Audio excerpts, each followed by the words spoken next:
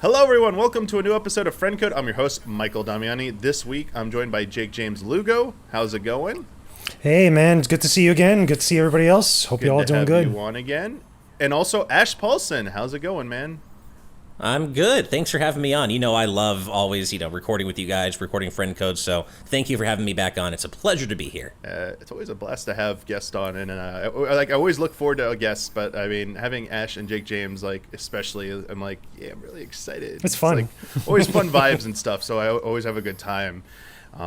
We got a bunch of stuff. I see what you did there. Fun vibes. I like it. I did not intentionally do that, but you can take credit. I'll take credit for that. I'll play take on credit words. for that. Nice. And this is kind of cool, too, because Jakejames was a former guest on our own show, Today's News Tonight, as well. So I'm it's a kind fan of like of a both. nice I'm a small fan of world. both of It's you great. guys because I watch everybody's content. I watch a ridiculous amount of content while I do other stuff, and it's always fun every once in a while to cross-pollinate. Before, I wanted to open with Metroid Dread sales numbers, but I got to ask you one quick question unrelated to Nintendo.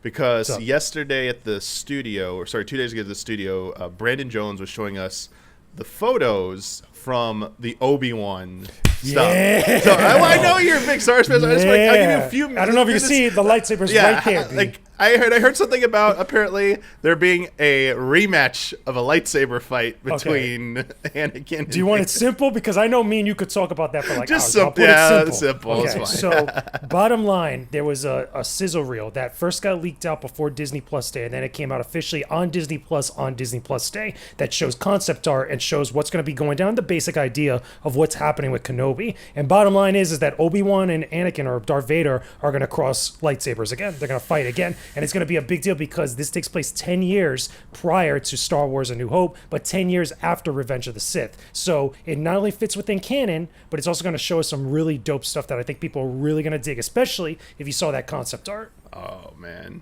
Nice. It's nice to be excited about something. I just saw the piece of artwork, or maybe it was a still or something from it. I was like, wait, they're going to fight again with lightsabers? Four. That's There's got. four I was or like, five. this is going to send people people are going to be crazy about this. The Star Wars thing never stops. I mean, the announcement yesterday, I think it was, of Boba Fett coming to Fortnite. Well, yeah, that. But also keep in mind, there's the book of Boba Fett coming out in December, literally right around the corner. Jeez. On top of that, there's Nice. other series. I mean, we got the Rogue Squadron thing that got delayed, indefinitely. That was the one being done by Patty Jenkins. But there's also rumors of another Star Wars project that's a movie that's being made, and the rumor is that it might be Knights of the Old Republic or the Old Republic timeline. Oh, cool. I would. Go ahead, Ash, sorry. Oh no, I'm definitely a casual Star Wars fan, but I'm still enough of one and know enough about the whole series and story and everything to know how hype this rematch is going to be. Yeah. Like you don't have to be a hardcore Star Wars fan to see the appeal in a Vader Obi-Wan rematch. I think that's going to be pretty damn cool. Heck yeah. And I kind of want them to. I have a soft spot for Shadows of the Empire for N64. Oh, I want that canon so bad. Oh my god. I'd love to see them add game. that I reviewed to it recently. N64 Online. Yeah. I love that game. That would be so good. Yeah, or N64 Switch, whatever you want to call it. But I would love to be able to play that game again. Yeah, I want that remastered. I want that to be canonized, like the story, but I want that remastered because Asper's been doing a lot of good remasters. Got to give him credit. That's right. I mean, you even bring up that rumored movie. It makes some even more sense to me because of the Knights of the Old Republic remake that they're also working on for the game. So it's like we just got it on Switch recently, like a couple days ago. Like we got the remaster that's on Nintendo Switch. You did you like it? It's like so. I far, haven't. now. I'm playing it now because I'm going to do a full video review on it. And so far, I'm in it. I'm going to say about maybe 4 or 5 hours in because that's a long game. It's meaty. It's a reason why it's so heralded as one of the best RPGs out there because there's a lot that goes into it. But I'm digging it so far. All right. Yeah, I know. I would be curious to maybe one day sit you down with Michael Huber because Huber is not confident in the Switch version of KOTOR for some reason. So. I'll have thoughts for him soon. It'd be nice to see if someone could turn him around on that. But also some other small Switch news. We got some MPD numbers recently. Switch was back at the number one, not total dollar value, but units sold. Again, after falling behind PlayStation 5 the previous month, boosted mostly because of the Switch OLED version coming out. But I think the biggest nugget takeaway was the confirmation of Metroid Dread sales. Doug Bowser revealed that it sold 854,000 units in the U.S. alone. If you take the worldwide sales, it does break 1 million. Doug Bowser was quoted as saying, "It's the best start for any Metroid game ever." Hell yeah. Yeah, Nice. is this exciting? Do you see this as this is good news, but is it good enough news for Metroid? Because Metroid's been one of those franchises that, while it has been critically acclaimed, has just not lit the sales world on fire, and some were hoping that maybe this could be like the Fire Emblem Three Houses or Fire Emblem Awakening moment for Metroid, where it crosses over into not just being a critically acclaimed series, but actually being like a sales juggernaut. Do you think it's on course for that? I mean, you just say it doesn't matter, but like I'm kind of curious what you take from the sales report. We actually talked about this in our own show, in yesterday's episode. So I might be repeating myself for people who watch both, but I think whether it's enough or not is not really that relevant. It is. We got what we got, and I think we should be thankful that that Dread broke out of the gate as well as it did. All we can do is hope that it's enough, and I think it might be. I mean, I not only did Dread break out of the gate as a new Metroid game, but it also broke out of the gate as a new 2D Metroid game, really pushing back against that super obnoxious narrative by some folks, like, oh, $60. I don't know if I don't think this should be a full price game because this is 2D. You don't need a third dimension to justify a game being full price. And now I get that there's also the length argument, and Metroid Dread is like most Metroid games, is a game meant to be played multiple times, not in optimized. And, so I can see why people might be thinking, oh, an 8 to 12 hour game, $60. People define value differently. For me, it was absolutely worth full price, not even a question.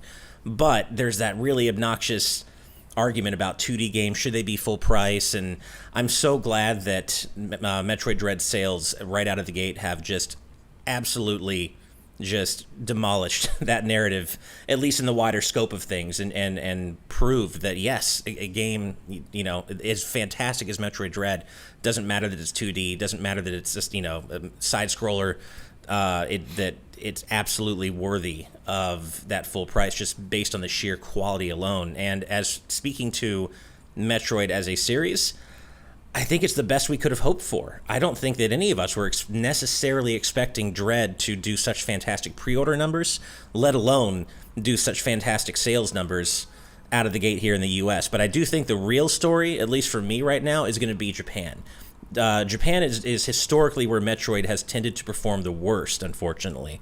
And I'm curious to see how Dread sales numbers are going to shake out in Japan. They're not going to be as good as they are here. I'm not expecting that, but I'm wondering if it's going to still be its own version of better, for the series historically. And I really am crossing my fingers because I think Dread proved that Metroid should be top of mind. If not top of mind, close to top of mind for Nintendo going forward. And I'm so glad that it kind of reestablishes the series' perceived viability going forward. Agreed. And I kind of want to look at this from a different perspective, though, because I think that I don't think anybody was really questioning whether it was worth the value, or at least the people that are really like pay attention to the conversation as a whole, because there's always those small sect of people that are going to be doubters, are going to say things just for the sake of saying them on social media about stuff like this. I think that the people that were really down for Metroid, just from the get-go, a lot of them had their Fire Emblem Awakening moment with Samus Returns on the 3DS. I feel that was the one that was like, okay, that was sparked a little bit of interest there for Metroid as a series, as an IP. This one, I think that now it did very well, especially here in the States. I didn't know that it was notorious for being like, underperforming in Japan. That's surprising to me. But even then, just looking at it in the global sense, Nintendo now has a basis to look like, okay, there's a lot of interest here. There's people here that will go out and buy this series. And I'm curious even to know, out of all those like million or so units that sold worldwide, what part of it was not only just the single version, the standard definition, or also the bundles, and also keep in mind the amiibos. That was all part of that stuff that when it was released.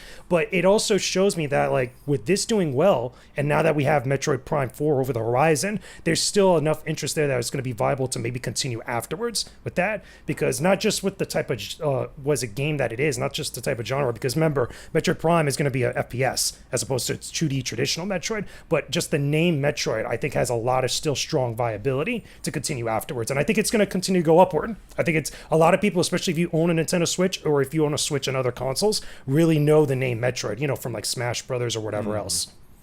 Right. Speaking a little bit to that point I made about Metroid's Japanese sales, I was doing a little research here, and Nibel on Twitter reported on October 14th that Dread had sold around almost 87,000 physical units since launch in Japan, which is a franchise record. And that kind of says everything. I mean, 87,000 is nothing to sneeze at. But in the grand scheme of things, if that's a franchise record, that kind of speaks to what I was talking about. Metroid, historically not performing as well in Japan as it does, here. I feel like this is a big stepping stone for the Metroid franchise, because even if you somehow viewed these numbers as not high enough for whatever reason, I get to see some people thinking like everything else on Switch is selling multiple millions of copies. Even like smaller franchises, why is Metroid such a big thing not like breaking? I mean, it's only been 1 month, first of all. We have November, which is going to be like holiday season, at least here in the U.S. Yeah, we're in the fourth quarter. Yeah, you're going to see a bunch of holiday sales. I imagine it's going to have a really big quarter, but I do think that 3D Metroid, and particularly the Prime series, will bring bigger sales potentially, has bigger sales potential.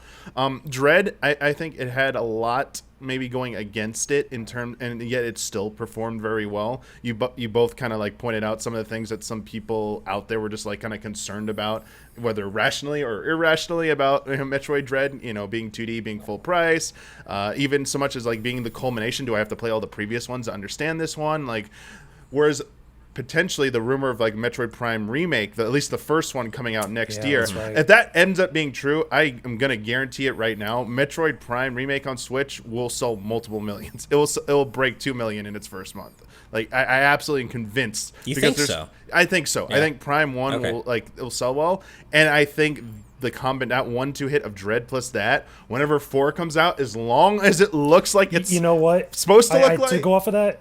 I was going to say, to go off of that, I was going to say that Prime 4, it'd probably be an anomaly because that game has been hyped up for a long time. Keep in mind that's been like talked about and announced for like years now at this point. So you got to add on to the fact that just not only is it like a highly anticipated game, but now the franchise is doing well, is going to show people, be like, oh, this is something that everybody should jump in on. I think it's going to build towards Metroid Prime 4 having like breaking the records. Whatever Dread's record's going to be, Prime 4 will break that record and end up being the best-selling Metroid game of all time. And I think that'll be... the Metroid series will be perfectly positioned at that point if it's going to break into like a higher tier of sales for Nintendo, where it might like rise up to be like Fire Emblem's trajectory. It does not need to do that. I think as long as the games keep selling over 1 million or like just in the low millions, like that will be satisfactory enough to Nintendo. And Ash, your reaction kind of made me rethink my Metroid Prime 1. Like, I think it will beat Dread's first month sales. I don't know if maybe 2 million might be too high, but like I feel like it's a... Well, that's what I was, Yeah, I think it could beat Dread's first month sales, I think. I think it has a chance to do that for sure because of the reverence for Metroid Prime 1. It is generally viewed as like maybe the best Metroid game, and so many of the fans have such a fond remembrance of that game, and it's an excuse to go back and replay it. Oh, it's going to be... I mean, it depends on how the effort looks. If it's not like a high-budget effort, there might be some concerns there, but...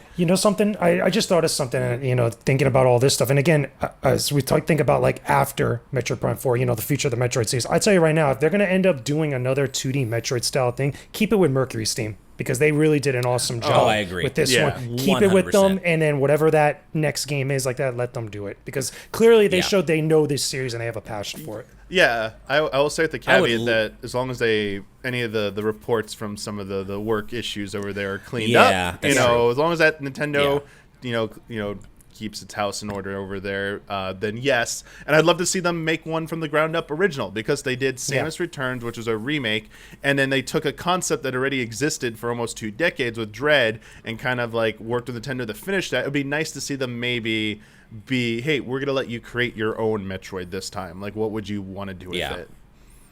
I would love to see Mercury Steam just be able to do a nice glow up of Samus Returns and on the Switch, double. I'm surprised that hasn't happened. 60 FPS. Honestly, yeah, I'm really surprised that hasn't happened. Yeah, and I thought the 3D in Samus Returns, I was a big fan of stereoscopic 3D, and I thought it was really well utilized in the 3DS version. But I would be willing to give that up for 60 FPS. Higher res, nicer textures, just a nice glow up for Samus Returns, because it was a great game, but it's one that I would like to play again on the big screen, and Dread proved that. What a gorgeous game to play through and just behold on the big screen. And so felt good to play. That was the other thing, too. It felt very good to play. Oh, absolutely. Like, just Samus's moving Samus throughout the game world just feels amazing in that game. And I think that's something that Mercury Steam has really particularly left their own mark on the series with, is Samus's movement. Obviously, the movement in the series and the controls have always been great, but I think that they have left their own stamp on the series in terms of just the free aim system, just the organic way in which it feels as though Samus moves through the world. She really feels like a part of that world, and just her movements feel so natural. And I think they've really been able to leave their own stamp on the series in that sense. Damiani, going back to what you said about potential sales for a Prime remake, just to add a little context there, I was looking it up, and as of December 2014, this comes from sales figures in a Resetter thread from a couple of years ago, but as of December 2014, Metroid Prime has sold 2.84 million copies lifetime. So that might be a bit aggressive to say 2 million in the first month, but I don't disagree that it could potentially beat Dread's first month sales. To give some insight to my thinking really quick, because I don't want to spend too much time on this. Obviously, sure. I think all GameCube games were hampered because GameCube did not have a large install base. So that's true. Like that, the Wii version came out. It came out as a trilogy. It added motion controls. We did have a huge install base, but I think there might have been some resistance to, I just want like traditional Metroid Prime. Why are you giving me motion controls? And it was bundled, and also it was pulled. It was added back digitally, but like it wasn't, it was Nintendo being a little bit Nintendo with it. Switch has shown that previous games that existed on previous systems brought out on it, they almost universally do better on Switch. Like they have bigger sales, like Donkey Kong Country, Tropical Freeze. That's true. Super. Absolutely. They seem to have this like explosion on there. So that's why I think a Metroid Prime, especially if it's like a remake, an actual graphical overhaul. So we're not talking remaster. We're not talking like just because like the rumors is we're talking a remake. Or I mean, if anything, okay. it's a very visually enhanced version. We're talking like maybe 1080 60 and updated textures. Like I don't know the specifics because it's just a rumor. But I mean, there are people out there on emulators who've done all this. Like, there are definitely people very passionate out there in making Metroid Prime look very good. So if Nintendo can somehow fulfill that in terms of the visual requirement, I think so many people are going to be interested in it. So that 1-2 of a previous generation game getting a Switch version, and there's still demand for it, plus graphical update, plus maybe new features, I can see that. And also, like, it probably could have traditional and motion controls still with it. I imagine with Joy-Cons, they'll, like, just like give a Skyward Sword. Give the option. It'd be optional. I think it might be poised to be the definitive edition of it. That's where I'm coming from. I think it has a chance. But totally hear you. Also would not be surprised if it doesn't, become the number one selling. It doesn't beat Dread's first month sales, but I think it'll be close at the very least. He'll still do good. I imagine no matter what, it'll probably still sell pretty decently, even if it's like not up to people's expectations. But I mean, sales, like achieving big sales is like a big motivation for Nintendo, and whether or not they want to bring something back, whether something gets a new entry. And this clever little segue here goes to the Mario Kart series, because our main topic for this episode is what's next for Mario Kart. You can just shorthand, like, what do we want Mario Kart 9? But, I mean, just to give you some background here, because we've been talking sales, Mario Kart 8 Deluxe recently was crowned king of the Mario Kart series in sales. It's at just a shy under 39 million copies sold from Nintendo's own internal data. It has dethroned Mario Kart Wii. If you were in that era of Wii, amazing. that's all you heard about was the A lot of juggernaut people played that. A lot.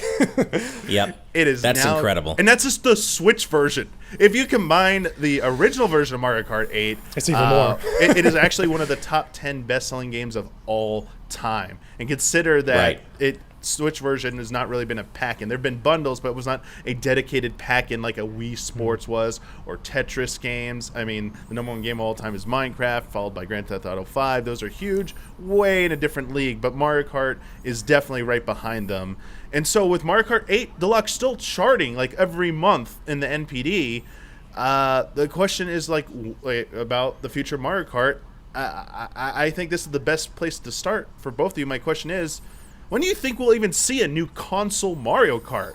Not for a while. I'll tell you right now. Yeah. Not for a while. It's going to be a hot minute. And I think also, I think we're going to start seeing, or at least hopefully, at least I want to start seeing some extra stuff in Mario Kart that's borrowed from other games that are similar in kart racers. The biggest one obviously being Crash Team Racing, and Diddy Kong Racing. The things that I really kind of point to is, number one, a story mode, like an actual campaign. Because remember, we have the Grand Prix in every single Mario Kart, but we don't have like an actual like story mode in the same way that Crash Team Racing had, an adventure mode in some way where it's kind of a Grand Prix, but it has this other like random plot, silly goofiness that's built around it that doesn't impede on what the racing is and like all that stuff. It still just complements and accents everything. But the other thing too, I think that eventually Mario Kart's going to go into, or at least I would hope for, because we saw it with Super Smash Brothers with the actual arena editor, the actual map editor. I want to see a racetrack editor for Mario Kart. I want to see us actually coming up with custom race tracks that we could actually build or customize. Maybe not too elaborate. I don't think it's going to get too crazy because Mario Kart's always about simplicity, or at least, that's heavy emphasis on simplicity. In the same way that you would get that match editor or that arena editor in Smash Brothers, have that transfer over to Mario Kart and let us kind of build our own tracks with like, predetermined certain like, obstacles and things like that. I think that's where it goes next, because that capitalizes not only on the fun factor of Mario Kart, but also capitalizes on the online portion of Mario Kart, interacting with other people. You're making me think of, would they ever just make Mario Kart Maker? Yeah, that would be dope. And like I'd share be down. courses and stuff that we ought to get there. But let me ask, Ash, do you agree? It sounded like you kind of agreed about it's going to be a while before we see a next console Mario Kart. I think so. Only, I mean, I know it's obviously already been quite a while, and especially if you consider Mario Kart 8 Deluxe really just Mario Kart 8 with its DLC and just with up-res a little bit. I mean, it really has been since 2014 when Mario Kart 8 came out, or I can't exactly remember. 13, 14. That was Wii U, right? Mario Kart? Wii U, Mario Kart 8 came out in 2014. Yeah, so I mean, I know it's been so many years, but at the same time, where's the push for Nintendo? Where's the why do they need to release a new Mario Kart? If Mario Kart 8 Deluxe keeps doing gangbusters like it is, there's not a whole lot of reason, I would think, for Nintendo to rush a new, not rush, it's, of course, again, it's been 8 years, but to push a new one out the door, because they're just going to kneecap sales for the previous Mario Kart game, or the current one, that's still doing really well all these years later. It's actually kind of wild that it still is. So I don't really see what their motivation is to release a new Mario Kart right now, because they just don't need to. Mario Kart 8 Deluxe is still just doing so well for them. So I as much as I'm personally ready for a new one. I think Mario Kart 8 Deluxe is a great game, but I was hoping that 8 Deluxe might get its own DLC to kind of add on to the content from the original game and its DLC. It didn't. So for me, I'm kind of, I don't want to say tired of it. It's a great game, but I'm ready for the next one. I'm ready for something new, but I just don't know if Nintendo sees a reason for right now to release something new, because what we have is already selling so well, or still selling so well for them. Yeah, I think you mentioned about the DLC, like why it never got additional, like it didn't get a significant DLC support. That's the biggest question, because of these games that like sell very well, these evergreen titles like Grand Theft Auto 5, Minecraft that we mentioned earlier. Those games are constantly supported. Like GTA 5 has GTA Online. That's what's keeping GTA 5 going, I think, is like that GTA Online is this massive moneymaker for Rockstar. Minecraft, massive moneymaker for Microsoft. We even have it in Nintendo too. Smash had its DLC. That's the best example. Exactly. And Splatoon. That hasn't really happened with Mario Kart 8 or 8 Deluxe. And so I think from a fan standpoint, let me put it that way, they're like, as you said, Ash, like you don't want to necessarily like say it's getting stale, but it has been almost coming up on 8 years since a brand new entry in a console entry like this. I think there's some demand for, we'd want something new, and to throw a little bit of a wrench in the works is like they do have Mario Kart Tour. We do have a question about that down the line, but like they are supporting. Yeah, but that don't count. That's not like a console. But like it's for Mario mobile. But Mario like Kart people Live, between your the thing home about circuit Smash thing. Brothers, between Smash Brothers and Mario Kart Tour, I think there is some like expectations being set that Mario Kart's huge. You have a platform on mobile where you're supporting with these constant updates. Is the next Mario Kart going to be something like that? And that kind of leads to our first question here from Raul. I think my number one ask is to have Smash Kart, meaning, you know, having this ultimate game, and like also having like non-Mario characters, even what that's like? non-Nintendo characters in there. You know what that's like? That's like the Sonic and Sega All-Stars Racing. That's exactly what that was. That's exactly. Yeah, and Sonic and All-Stars Racing Transformed happens to be one of my favorite racing games ever. And I actually enjoyed it a little bit more than Mario Kart 8 back on Wii U, I have to be honest. And I've been saying that forever. I've said this in many different places at many different times. I want Nintendo Kart. I don't like the idea of it being branded as Smash Kart. Let Smash be Smash. I don't, you know, and I know that's just kind of what people use that as just a way to describe what they mean. So I'm sure you don't actually mean that it should be called Super Smash Kart. But I want Nintendo Kart. I mean, I go back, I still talk about the fact that back when Rosalina was revealed for Smash 4, I really wanted her in Smash 4, and I was so hype.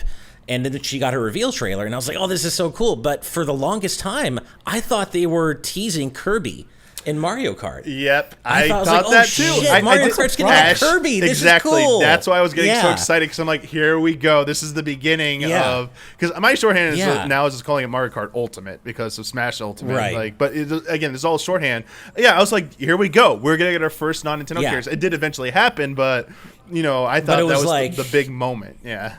I was almost disappointed when it was Rosalina in Smash, because I'm like, oh man, I want her in Smash, but I really wanted Kirby in Mario Kart. Interesting point that you guys bring up. I wouldn't mind if they kept the branding just Mario Kart, but then still implemented other Nintendo franchises and characters like Kirby. I mean, again, we got Link in Mario Kart 8 Deluxe, practically. I mean, all these other different characters and stuff. Yeah, like different stuff like that. I mean, I wouldn't mind if it just kept the name, but still kind of branched off into those other areas.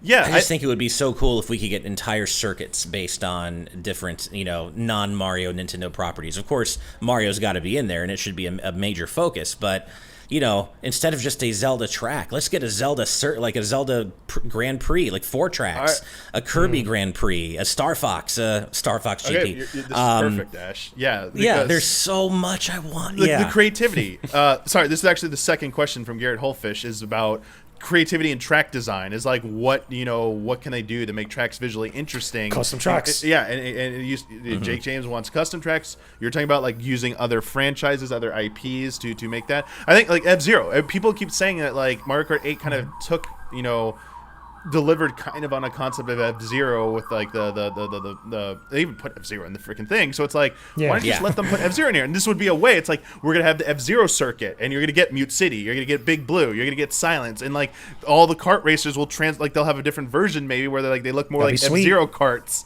And that's like the dream, right? And then you said that even Star Fox, like the Grand Prix rumors never turns out to be true. You mean R-Wing, I'm in. Yeah, like you have a space race with like racing through an asteroid field. I'm like, hell yeah. Yes, Ash. I'm like so excited about these possibilities. I want Kirby so badly. I want a Dreamland. I just want a Kirby's Air Ride themed area. Yeah. I want Kirby on a Warp Star in a Mario Kart game in Dreamland tracks.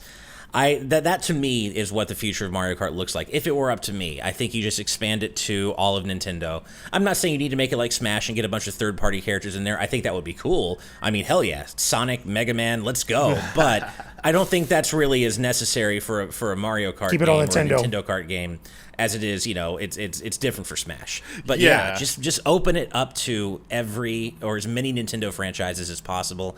I think that's kind of where you go for me. And one thing I'd also like to see happen for the next Mario Kart is, and I know it works in a different context for Mario Kart Tour because they can make so much money off of them, but I want to see those. There's so many cool costumes in Mario Kart Tour. Yes. Yeah. I want customizable costumes for characters in the next Mario, like the next mainline Mario Kart game. So much. Ash and Jakejames. So the third question, we're going like in the order of the questions here. This is perfect. that's so I feel funny. like, so our next question, Logo, is like, how much of anything should Nintendo take from Mario Kart Tour to use in the next Mario Kart? And costumes would have been my thing too, because That's it. seeing the cosmetic stuff, like that's just a big earner in terms of. What about cosmetics on vehicles though? Like not just necessarily the too. type of vehicles changing, but actual like changes into like specific vehicle types that add cosmetic stuff. Like you could have the same type of cart, but have them all have different like SKUs and like color schemes. I love Something that like that. idea. And I in general, I would like to see that as part of a more robust single player experience. I don't, I want more to unlock. I want more to customize my characters and vehicles with. I don't want just a random unlock every 100 coins and then I'm done after a few hours. Like give me a whole garage, right, that other arcade racers have, where you just can customize your vehicles. You can unlock parts maybe with coins you pick up. I don't know, but I want a more robust single player experience. I don't know if that looks like a story mode and Diddy Kong Racing, like you said, Jakejames. I don't know really what that looks like yet, but I know that I want more to do. I want more to unlock instead of just going through the Grand Prix. Now I'm going to use some of my Daniel Bloodworth exposure right now for that, because I know the obvious place to go to is Diddy Kong Racing, Crash Team Racing for a story mode with like boss races and a little bit more investment.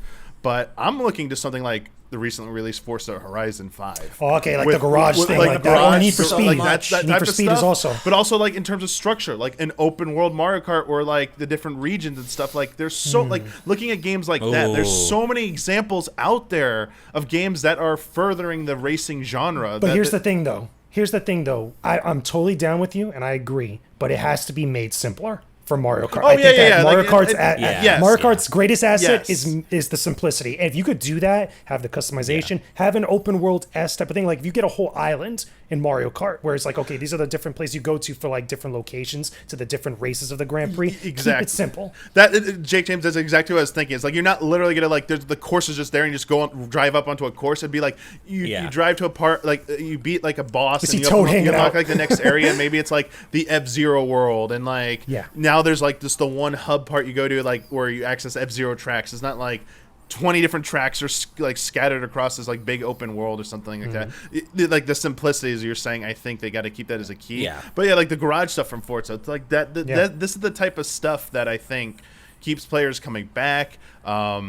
They could look to maybe like for if they want to make this as a platform. I think that's the biggest question is, will they take this opportunity to like this next Mario Kart is the last one. We're just going to keep updating it. We're going to keep making it, or at least a long-term Mario Kart. Then do you have like seasons, like in terms of like keeping players coming back, like this season, like a battle pass essentially for Mario Kart, or you get rewards if you participate in those time frames, and like that's maybe how you unlock the new cosmetics, or that's you get a new racer. They already did that with the Mario Tennis game. Like you participate in the tournaments every month, you unlocked a new character. So there's definitely a lot of cool they kind of ideas did that also with Smash too, because remember Smash has the different events with the spirits, so they could probably like model it a little bit after that again applied to Mario Kart, but have it where it's like newer things happening like every week or every month, something that could work with that system. I love the idea, and I've mentioned this before as well, that the idea of the next big Mario Kart game being more of a platform that's just continuously added to, and new tracks, new characters. I was perfectly fine with Smash Ultimate's model of seasons of DLC. I would love to see the next Mario Kart game do the same thing. I know there are some people out there who are just, anti-DLC on principle. I'm not one of those people. I think DLC, like anything else, can be aggressive. It can be badly priced. It can be a little, squicky. But I don't think Smash is an example of that for me personally. And so I think DLC, when priced and planned out properly, and you get the value for what you're paying for, I think it can be exciting. It keeps life in a game. It keeps you coming back to it. It sure has for me for Smash. Now, to be fair, I'm like a hardcore Smash fan anyway, so I still would have kept coming back. But that's for me. I don't mind shelling out a little bit more money for a new season of content every year. I think that sounds exciting, and I'd be playing Mario Kart 8 Deluxe a lot more right now if it had gotten its own DLC separate from the DLC that Mario Kart 8 got. Deluxe came out with 8's DLC already in the game. If they had done more DLC packs for Deluxe itself, I'd be playing it more. Straight up. Yeah. And that's what I want to see the next Mario Kart do, whether that's Mario Kart 9 or Nintendo Kart or whatever they call it or do with it. But I do hope they lean heavily on the platform model of keeping the game alive months after release, post-release content, keep people coming back. And I think Mario Kart has such a robust, rich history of fan-favorite tracks from every game in the series. There's so much you could do by just remastering old tracks and just continuously releasing old tracks. Yeah, I love seeing that stuff, like the old tracks being brought back. This all makes so much sense. This is where I get scared when this all sounds great and makes so much sense. That seems to be like Nintendo doesn't do that because it makes too much sense.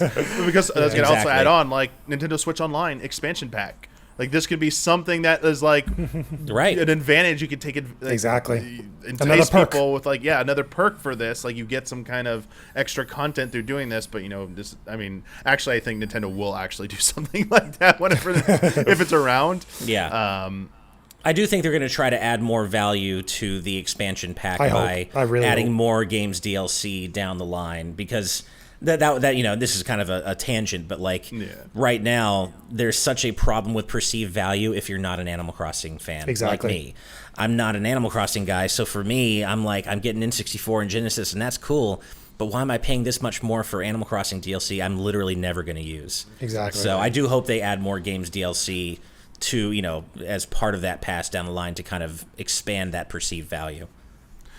Let me ask you both this. This comes from our patron Wavy Chula. What would you suggest Nintendo do for a more skill-based mode? I tend to stay away from Mario Kart because of how random it can be, in my opinion. Love and respect. So that's a great question. And do you think Nintendo would even really do something like this? They could, but they don't need to. That's the thing. Like they could do it in the form of like a challenge mode because I know other racers and even other games have done stuff that's similar to that. With varying different degrees of results. But with Mario Kart, I feel like okay, like here's like a certain type of race. You can only do like a certain item, or you could do certain things, or try to find the shortcut. Like again, it would be simple because again, Mario Kart is all about simplicity with a lot of things. But you can still implement that as long as it makes sense with it. But as far as like getting really crazy with skills, I don't think they're going to go that route. I don't think they would go too far with it. I mean, I think they already showed that they're not going to do that in the transition from Mario Kart DS to Mario Kart 7 and Mario Kart Wii and such, where, I loved Mario Kart DS is still probably my favorite game in the series because of snaking, and I get why they got rid of it, but I was really good at it, and I was really good at snaking, and it just made me a terror online in that game.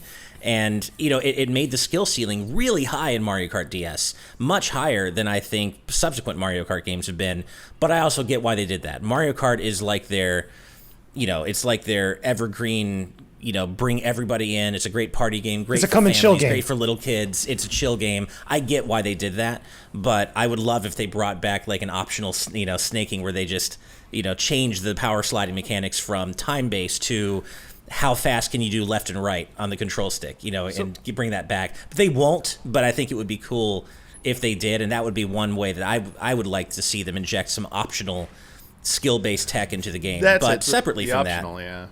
Go ahead. Yeah, I think it would need to be optional for sure. But I also, what I'd like to see, and I mentioned this before when playing Mario Kart 8 online, and especially like couch co-op and stuff, where you can, to a degree, you can change the item settings and you can change, what items appear and such, but not enough. I think they need to go in and really go a little bit Smash-like with it. Go in and really let you customize your experience in a more granular way. Turn items off one by one. I want mushrooms on, but I want triple mushrooms off. I want bananas on, but I want triple red shells off. I feel like that could work because it's just more options. Way to do it.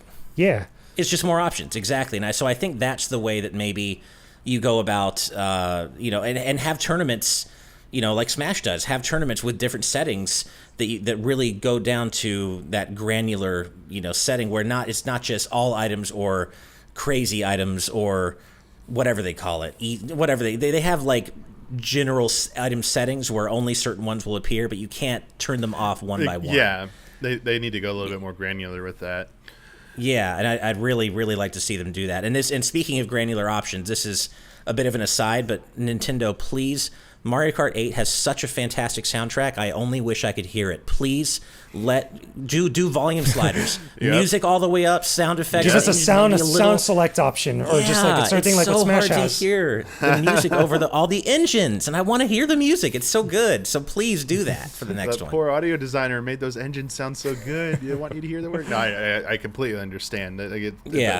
Nintendo seems to they've gotten better at it, I think, in recent years, but they seem to be historically one of the companies They don't do that a give lot you great usually. sound options. It's so random when they do. Smash has the best one that you just listen to everything like that. It's Hands down. It would be a pleasure to have that option in Mario Kart, or if they just did it exactly like Smash. A lot of this stuff. A thing from Mario Kart DS I would like to see them come back is the basically the challenges, like the coin ones. Mission mode. Mission mode. Sorry, I was trying to remember the name. Bring back mission mode. That's the one thing I've wanted for years now, just to come back, and that could be your skill-based thing right there. It's completely optional, and it's just like, hey, this is meant for people looking for a greater challenge. And you were saying, Jakejames, some of the restrictions that would be like in that mode where you need to complete this course, or you have one lap to take out this guy who's way ahead of you and you need to do it like a green shell only, no blue or red. And shell, have leaderboards. Have leaderboards with it. Or you got to bank a shot. You got to make you got to take someone out with a bank shot within one lap or something like that. Like crazy stuff like that would be so fun. And then having leaderboards for who did the best in mission mode. I think that would be a really good Nintendo-centric style of a skill-based mode. Mission mode rocked. I love mission mode in Mario Kart, and with the boss fights and everything too. Like, bring that back and expand it. Right, make it a whole like career grid, like like you would see in maybe a Ridge Racer or Forza or something, where it's a whole. Or make it like the events. Smashes. Yeah, I was just gonna say, yeah, exactly. Make it a whole grid of themed event matches where you just have different rules and settings and mechanics. God, I would love that. Just a super robust mission mode. Yeah. That would be one thing I would want more than anything. So down for this. This next question changes things up a little bit because we made some assumptions here about what the next Mario Kart would be. About Level Capybara asks, to my knowledge, the last time a Mario Kart game featured 16-bit 2D objects and graphics was Mario Kart Super Circuit. Clearly, true 3D Mario Kart is here to stay, but do you think Nintendo would ever consider making a retro throwback Mario Kart in the same Mode 7 style as the original SNES game? Not as the next big innovative entry, but maybe as some sort of kind of novelty anniversary release. No. I would say no. But I will say that they could do that would make more sense. Offer costumes that give that aesthetic, or like little aesthetic choices, so visual tweaks. If you have a customizable track option mode, do something like that, and there you go. That's how you. I think even Mario Kart Tour did have costumes, didn't it? They had retro costumes at some point. Actually, no, you're right. It did. Yeah, it did. I remember this. Okay, I think they did. So do that. I agree. I don't see them doing a whole like anniversary style game in that style. I would love if they did. But I do have something. I just don't see it happening. I do have something. The costumes make perfect sense because, as you said, they already do in Mario Kart Tour. Just take something from Mario Odyssey. Have a course where maybe part of the track turns into a 2D segment with 16. There you go. That would be sick. Like you go through like a warp pipe, and all of a sudden it's like a retro style course for a little while. That would be cool. If you could go between or like the two, the that'd be final kinda Rainbow cool. Roads. Yeah, like they could just a gimmick like that. That would be it's very so Nintendo-like. cool. I can see that for sure. Yeah. This next one comes from Sheldon. We sort of speculate a little bit about this, but I think they want a little bit something more specific. With its anti-gravity sections, Mario Kart 8 has already made F-Zero redundant. I don't know if I agree with that, but redundant. A little strong worded statement right there. But, strong word statement. Choosing violence with those words. All right. How will Mario Kart 9 build on the underwater sections to make another wave race equally superfluous? Ooh, that's even more. That's more beef. What? I just love this question. It's like, you don't even go underwater in wave race, other than like momentarily. Well, they said water, and this question's hurting me. Under was in parentheses, so okay. Yeah. They meant water section, so, but also potentially underwater. First of all, I just got to say it. No Mario Kart could ever make Wave Race redundant. Release a new Wave Race, Nintendo, please. Release a new Wave Race. And also, Mario Kart's never going to make F-Zero redundant either. I think, in fact, it's the opposite. When they added F-Zero tracks to Mario Kart 8, people were like, "Oh, this is so cool." but it just reminded people that they really wanted actual F-Zero in, even more. And not more than Mario Kart, but more than F-Zero in Mario Kart. And I don't know if doubling down on the underwater stuff is the way to go. It felt so unneeded and superfluous in Mario Kart 7 already. Yeah. And then 8, it just doesn't add that much. If they could do something where it actually changed up the gameplay in a brilliant way, like Sonic and All-Stars Racing Transformed did, where you had the 3 different vehicle modes, and flying felt meaningfully different from the hovercraft, which felt meaningfully different from the regular racing. If you can do that, then I think it's worth it. But as it stands, driving underwater in Mario Kart just kind of feels like driving above water. It just doesn't feel that different. And flying is like the hang glider thing. It's fine, but it's not that interesting. It's not like what Diddy Kong Racing did with the planes. Right. Again, it wasn't, or like what you said with Sonic and Sega All-Star Racing. It's not significantly different. If they want to do that, at least give us something that makes it noteworthy. Otherwise, don't do it at all. Yeah. I agree, but I would like to see them retain the anti-gravity stuff. That to me felt like that to me in Mario Kart 8 felt way more meaningfully different than the underwater and hang gliding sections. Like, don't go overboard with it. In other words, like just make it like simple, make it make sense, but don't go overboard. Yeah, like keep it though, because I think the anti-gravity stuff does add something, and I don't think it needs to be a one-game thing. I like the mechanics when you're in the anti-gravity sections where hitting certain nodes or running into other players gives you a small boost. Could it be rebalanced a bit? Sure.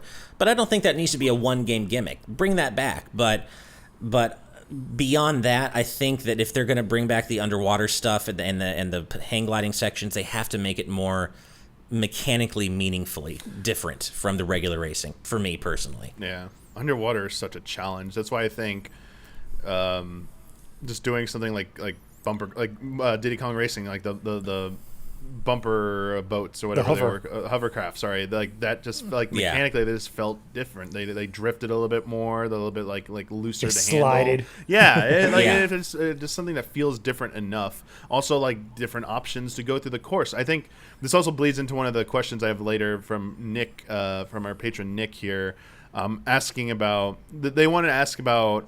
Nintendo likes to go back to older courses and remaster them. We even talked about how great that is. But would like Deluxe's 8/8 Deluxe's courses be off limits from 9 in terms of like remaking / giving them like alternate styles, like Sonic does as well, like the evolving courses where they can transform and stuff like that. They give an example like, what if Waluigi's Pinball's theming stays the same, but the actual way the track is designed is new and different? I don't see why not. It could also honestly. potentially, like, they think this might, give an opportunity for a new gameplay mechanic in Mario Kart 9, but yeah, like stuff like that, as you're saying, as long as they make it feel different based on what type of vehicle you pick. I would love to see that, alternate courses based on your vehicle. Yeah, I don't mind that. Like, again, I don't see why not. Like, there's no reason why it has to be off limits. I feel like if they could pull little things in here that were actually good or can make sense for whatever that new game can be, then yeah, why not? Well, that's also a great way to increase the amount of track content in the game without having to create entirely new assets. To me, I like thinking about this. I like the idea of them being like echo tracks, right? Where you have Waluigi Pinball and you have the regular version or you have the remix version, which is the same aesthetic and same music and same assets, but in a different track layout, a different track design. And so you could have regular and remix or whatever, regular and echo. I don't know. I'm using Echo Fighters as the basis for this. But it makes sense. But I think that would be really cool to have, and not just a reverse mode. You already have mirror mode, but that's not quite the same. Yeah, you'll have mirror mode anyway, but I think it would be cool if you could have multiple versions or even just 2 versions. Like Omega tracks or something. Call them like Omega tracks and make them different. There you go. Yeah, I love that idea. I have a quick question for both of you because I don't know the answer to this. I mean, I could probably just look it up. But has any Mario Kart had team racing modes? Yes, the Double Dash had the tag team. Yeah. Oh, okay. But it didn't have like a relay. I know what you're thinking. Okay, it didn't have the tag team thing. Yeah. Oh, it didn't have the style. Sonic and tag team racing type of thing. Like it didn't have that as far as I know. Right. But like as far as like actually being a tag team like together on the match on the same like vehicle, that was Double Dash. Yeah, Double Dash. I knew about that. Just like 4 of us are on a team together. We each have our own unique carts and stuff, and like we're competing against another team. Like Yeah, squads. we didn't get that like yet. this Mario Kart ever had squads, basically, essentially. And if not, because I didn't know That if would be if cool. Tor had I'd be it. down. That's what I'm getting at. Yeah. Yeah, I didn't know if Tor had it. Yeah. That was really the question. And would you be interested in something like a squad, like having a squad, like where you race as a team against other people? Absolutely. That'd be dope. And Yeah, absolutely. Like you could counterpick like this person can't use this character because I know they're really good at that, and then like course picking would be a big thing because it's like who the Yeah. people are going to match up on this course for this leg of the race. So I think they could, like maybe like it's like a multi-lap thing, but each lap is a different course, and you get to based on the team's picks. So it's like 5 laps. Imagine if like each lap was a different course, changed. and it seamlessly changed. Oh my gosh, yes, That'd be wild. You might need that. That sounding like that might need to be on a PS5 though. With Yeah, right. Hey, when this is coming out, there'll be a Switch too, right? We're gonna have Yeah, that that's 4K Switch. So. Because I'm thinking about like Ratchet and Clank Rift Apart, Yep. where of course That's right, where yep, the exactly. boss fights are dynamic and all these different arenas. I'm not sure if that's possible on Switch right now, but I would. It's a cool love idea, that idea. Or what if you had races like competitive races where the available items changed each lap, where one lap you've got That makes more mushrooms sense. and bananas, and then another lap you only have green shells, and then for the final lap you only have banana peels. I don't know, but I feel like there's so much they could do to make the gameplay more dynamic moment to moment. Heck yeah. in a new Mario Kart. Do you think but I that do think in general. Oh, sorry. Go ahead. I was just gonna. Do you think they would ever add something like trick system? You know how some racing games Don't like, they already have that though? They kind of already have one though. Yeah. like a more elaborate one, like SSX, More elaborate one. like where you build up a meter and stuff. Like you do like because like there's coins. Or the current system is like more coins you get, the faster you go. Like that's kind of been like the bread and butter. So you want to get more coins, but you get like a short boost after doing like a flip. But like actually like rewarding you for riskier play. Do you think they would ever do something like that?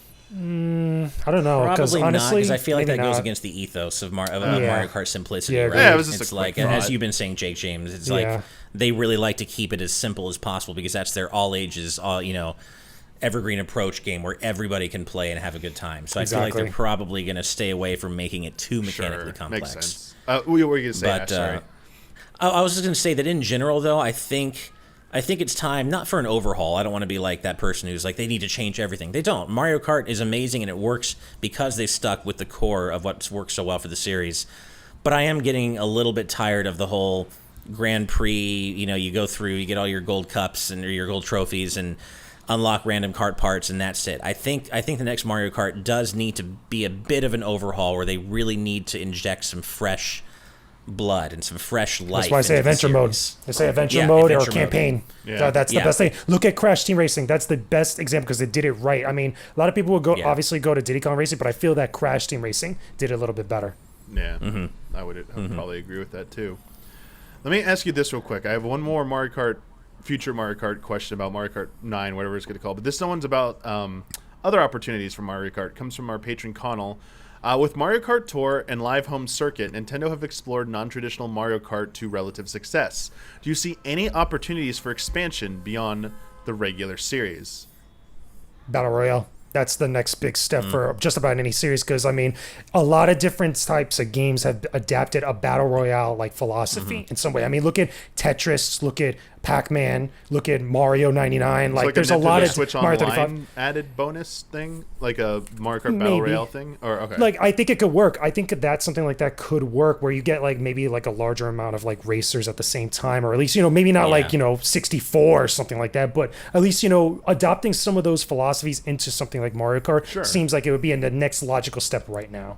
Yeah, that makes I mean, I sense. think people already like battle mode, but I think the way battle mode was incorporated into Mario Kart 8 Deluxe didn't quite. It's fine, but it's not what people remember and love about old school battle mode. But imagine if they did like a battle royale style just overhaul of battle mode where you've got 64 people in a giant open racetrack, and you're just shooting shells and dodging banana peels, like Mario Kart Survival Battle Arena. That could be so fun.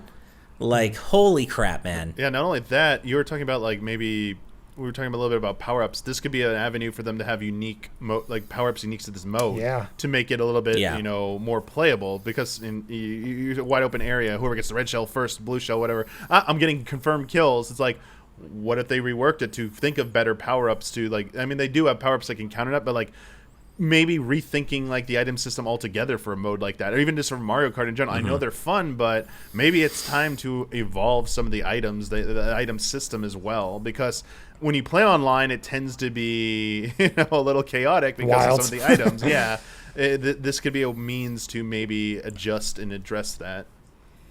I'd also like to see them, and not necessarily just for like a Battle Royale type thing, but just in general across all modes, I'd like to see them kind of return to the era where characters were a little bit more diversified in who they actually are. Like in modern Mario Kart games, including A Deluxe, it doesn't really matter who you play as. Your weight class matters, but you want attributes.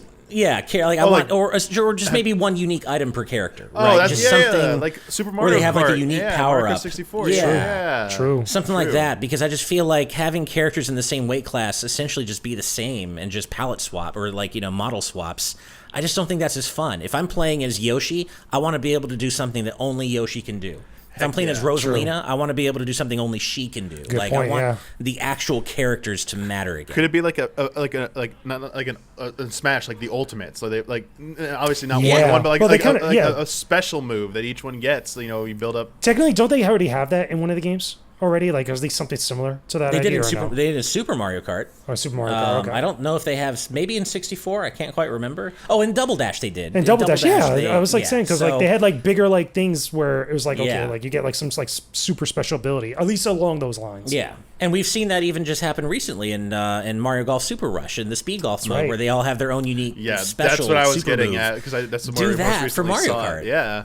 Yeah. Do you think maybe they would go like a perks route for characters, where like they get like a special like attribute that's unique to them? I think that's when you start getting too complex. So then, at that point, other than I like weight, the idea of it. I'm testing the waters here, where you think it's too complex or not. Yeah, like I feel like that is a little bit pushed, because again, great ideas sounds like it'd be awesome in practice and stuff. But again, I feel like Mario Kart sometimes restricts itself because of its simplicity. That's so successful for it as a series. Because again, when you talk about attributes, again, weight, the special unique moves or special like supers like that, those are already attributes of themselves beyond anything else.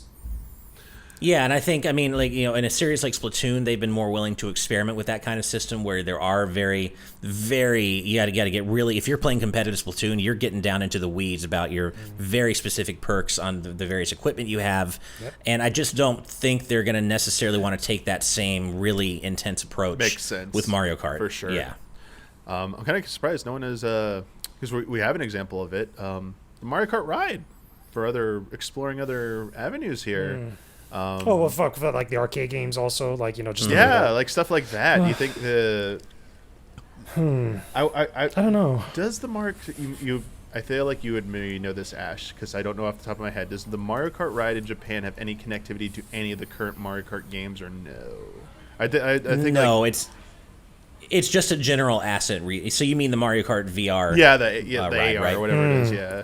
Yeah, I did that. I got to try it out, and it was basically just it was generally kind of aesthetically based on Mario Kart 8, but only like in a general sense. It was kind of like you could tell that there were some asset flips, and it was just a generally Mario Kart 8-esque style experience, but with its own tracks. They weren't reused tracks. It had unique tracks, but it was just the overall aesthetic is very similar to 8, and it's just kind of its own experience because it's a VR thing, but it's not at all like a completely different. I was wondering if they were going to try and build out any possible connectivity, like incentivize people to keep coming back to go to the park. Basically, like, hey, you're a Mario Kart Tour player, come back here. You unlock certain stuff, like you track your. Because I'm thinking of a certain way that was with F-Zero Arcade.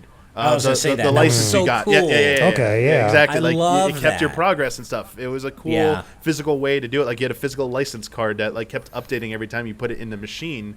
So something like now with digital era with mobile phones, you just do it on your phone with a profile or something like that. I could see. I basically what I don't want is Niantic to make a Mario Kart Go. That I don't want that ever. I don't either. That would be weird. I think the sad truth there, though, is that there's not a whole lot of reason for them to do that or even consider it outside of Japan, because arcades are so dead now. That's true. I mean, there are barcades, which are usually retro themed, and like you have your drinks and you can go play retro arcade games.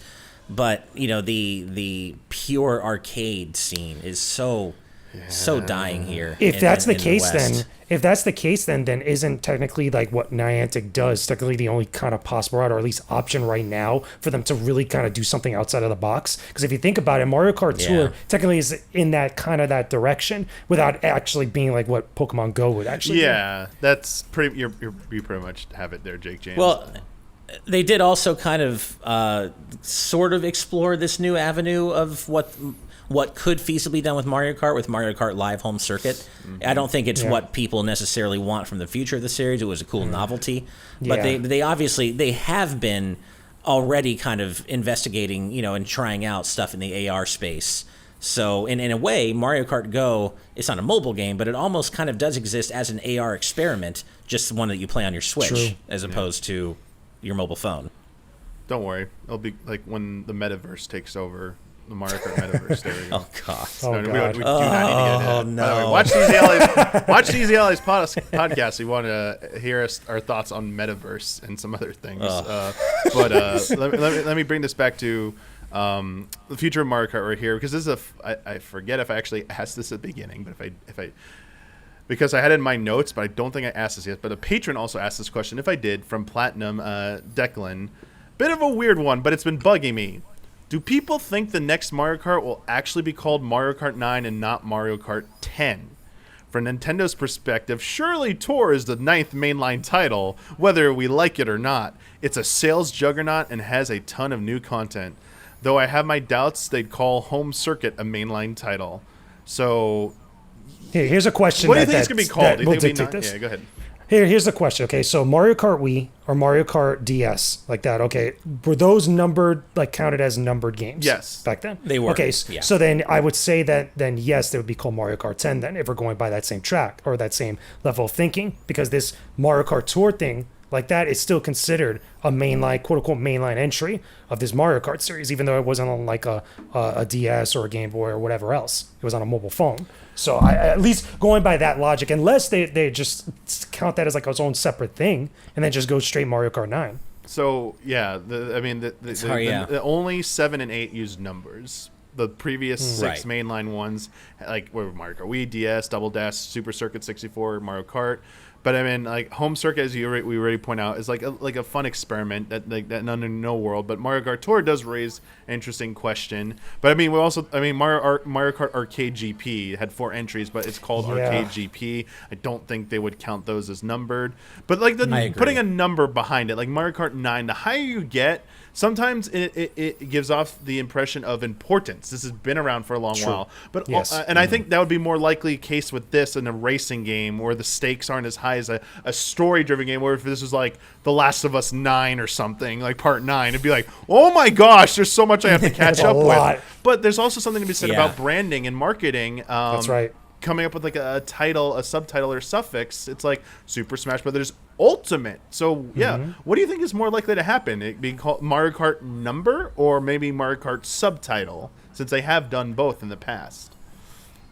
I kind of feel like maybe I think it would be weird if they just skip straight to Mario Kart 10, because I don't know that the general perception is that, regardless of how Nintendo sees it, but I don't think the general perception is that Mario Kart Tour is Mario Kart 9. I think people kind of, at least hardcore fans, tend to see Mario Kart Tour as its own kind of thing because it plays differently from the mainline games. It represents kind of a different direction for the series, separate from the mainline games. So I feel like there would be some unneeded confusion if they just went straight to Mario Kart 10.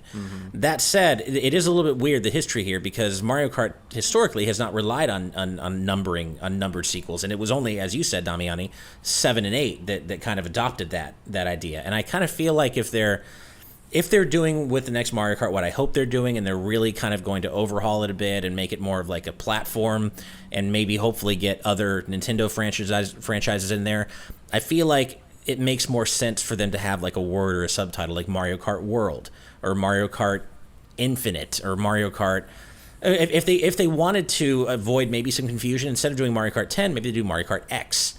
I don't know, but I just feel that's what I was thinking. If they're overhauling it like to some degree, like I hope they are, I think Mario Kart World or Infinity or something would make more sense than Mario Kart 9, because Mario Kart 9 seems to me like they're just going to iterate the same way 8 did from 7. 8 wasn't that much of an overhaul from 7. It added anti-gravity, and it was beautiful and high definition, but it didn't really change things that much. So I think the answer to this question depends on how much they're actually changing things. Are they just iterating again? Then probably Mario Kart 9. But if they're doing more, then I could see it being called something new, like Mario Kart World or something. Honestly, I go more with what Mike brought up with the branding thing. I think that Mario Kart 9, whatever that game is, I think goes with the suffix title, goes with the actual, like, whatever subtitle with it. But Mario Kart 10, because of it being the 10th, like, quote-unquote 10th mainline game, calling it Mario Kart X makes sense to me. That feels like it has a little bit more oomph and a little bit much more of a presentation of importance for people, especially if you've been with the series for so long. I feel like that's, like, the better, like, perception or the better, like, aesthetic thing. Right. My crazy thing is if they're going to make it more of a platform, there is no game technically called just Mario Kart. The first one was Super Mario Kart. There is no Mario Kart. Yeah. So I would just call it Mario Kart because you don't simple as you're saying, Jakejames. Like simple, it's like that's all you need to know. This is the game. When everyone asks at the store, I want Mario Kart, you know what they mean. Like, oh, this is it. It's the big thing. That's I think only if they're going in that like we're going to make this like a game we're going to support for many years. If they're literally just going to do another one-off, I think maybe a Mario Kart 9 will work with for that one. But if they want to do something more celebratory or bigger, like I do think like some kind of like subtitle suffix will definitely be needed. Agreed. Well, is there anything else you wanted to say about the future of Mario Kart that we didn't cover yet? That we didn't get to in our Patreon questions? Really? I don't even know if there's much to say. On so much. Right? Like, really we talked about so much with Mario Kart. It's like, y'all Mario Kart it out. Gosh. Go ahead. Yeah. Sorry. Oh, I was going to just underline the fact that one question just made me. I was like, no, Mario Kart will never make Wave Race or F-Zero redundant. And I was offended by that question. That hurt me. That my Wave Race. It hurt my little Wave Race heart here, man. It hurts. I hope though that we do see. I guess on that note, I do hope that we see Nintendo branch out a bit and not just rely on Mario Kart. I do want to see them continue F-Zero and Wave Race separately, and I hope that we aren't just looking at a Mario Kart future where Nintendo racers are concerned. Agreed. Yeah. That was actually, we talked about, Matt Simmons and I talked about on the last episode of Friendco about maybe what Nintendo could do to increase the value proposition of the expansion pack. Adding like, because they already have like Tetris 99, you have Pac-Man 99, stuff like that are just, if you're a subscriber, you get the access to those games. Making F-Zero Kart for expansion pack. Or not F-Zero Kart, F-Zero game for the expansion pack where it is just like straight up, it's this online racing against other people or online death, like battle royale deathmatch type thing. Because I think the problem with it, not to get too much into it, I think they just Nintendo needs to be okay making a not full price Wave Racer F-Zero. I would pay that, but if that would justify the existence of another one by like putting less of a budget into it, so be it. But also, we know the obvious answer: just give F-Zero to Sega again, please, and just let them make. Yeah, right. Like, come on, Nintendo, like let them roll with it. Just make it. The best thing they could do in the short term for me to add value to the expansion pack is just bring back Mario 35 and make it a more robust, add more to the game. I miss, like, only Nintendo would take away something so cool and then just be like, oh, sorry, you can only play it for a limited amount of time. And I never understood that. That was so Mario weird, 35 honestly. was so fun. Bring it back so as an expansion pack, bonus and flesh it out a bit, add more to it. That was such a cool thing. But of course Nintendo would take it away. Anyway, that's a tangent, but right. Yeah, for sure. Yeah. But yeah, that's gonna do it for this episode. Thank you to all of our patrons who submitted all these great questions about the future of Mario Kart. If you'd like to submit a question for consideration for an episode of Friend Code, you need to be part of our $5 and up tier. Also, as a $5 and up patron, you get early access to some of our podcasts and shows a little bit early. We also have some shout outs. These are our biggest patrons on our Patreon for the month of November 2021. Special shout outs to El Thanis, Greg the Dark Knight Kettering, Caleb, Togi Crawford, and Nick. Shout out. Thank you so much. And yeah, pleasure having you both on to talk about a little Thank bit you. some Star Wars, some Metroid, some Mario Kart. And the reason Mario Kart, I wanted, it wasn't just so random. I did see some comments asking us to please stop talking about Smash all the time. And someone said, you should speculate about Mario Kart. I'm like, I mean, yeah, I'd love to, but we do have the Game Awards in a few weeks. And, you know, I don't expect it to be there, but like, you never know. Right. Like, they've had some crazy surprises. Yeah, there's been surprises. Never know. And like Mario Kart 9 was like an offshoot rumor. Who knows how credible it was, but not at the Game Awards, but that's in development. But it'd be insane if Nintendo wasn't developing another Mario Kart. But anyway, for those of you who are listening or watching who want to check out more of Jakejames and Ash's work, where can they follow you guys and check out some of that stuff? So you guys, again, appreciate you having me on here. You guys can find me on my YouTube channel, youtube.com/gamerswithgains channel. I upload new videos, highly edited, highly produced reviews every single week on top of a bunch of other types of videos that I do, podcasts, Let's Plays, unboxings, a ridiculous amount of stuff. Most recently, I just did my Metroid Dread review not too long ago that you guys go check out since we talked a little bit about Metroid Dread. And very soon I got Knights of the Old Republic on Nintendo Switch that's coming out. I'm in the midst of playing it right now, so I can't wait to talk more about that stuff with you guys. But check it out. Let me know if you guys enjoy the channel, subscribe, and yeah, appreciate you. Yeah, and thank you as always, Damiani, for having me on. I love recording with you, recording Friend Code. I definitely want to have you back on our own show. And speaking to that point, I am the creator and co-founder of Good Vibes Gaming. You can find us on youtube.com/GVGofficial, twitter.com/GVGofficial, and we have Patreon. We are mostly Patreon funded. You can find us over at patreon.com/GVGaming. We offer a variety of tiers, all of which come with their own cool perks. Access to our incredible Discord community. We have built such a wonderful community of people focused on exactly what our own values are: kindness, inclusivity, positivity, lifting each other up, mental health awareness. It's just the most positive gaming community I've ever had the pleasure to be a part of, and it's our community, and I'm so proud of that. So certainly check us out on Patreon. We have a 3 days a week news show called Today's News Tonight. Damiani, you've been on it, so have you, Jakejames. We talk about the day's gaming news, and we have a live audience patron chat where we can our patrons can interact with us and our guests live, and that's just $5 a month, and that gets you access to our Discord server. But yeah, check us out on Patreon. You can find me on Twitter, twitter.com/Ash Paulsen. It's just my name, ASHPAULSEN. Follow me if you want to talk about games. Lots of dog pictures, video game music, food, all sorts of good stuff on my Twitter. But yeah, that's where we are. You can find us pretty much everywhere, Good Vibes Gaming. And just again, thank you so much, Damiani, for having me on. You know how much I've always been a huge fan of you and the rest of the Easy Allies crew. So just keep doing what you do, and can't wait to be back next time. And we'll certainly have you and the rest of the crew on the show again, for sure. Thank you very much. And to everyone else, until next time, may the way of the hero lead to the Triforce. I literally almost forgot the ending line. Everyone, that's why I paused. So there you go. Bye-bye.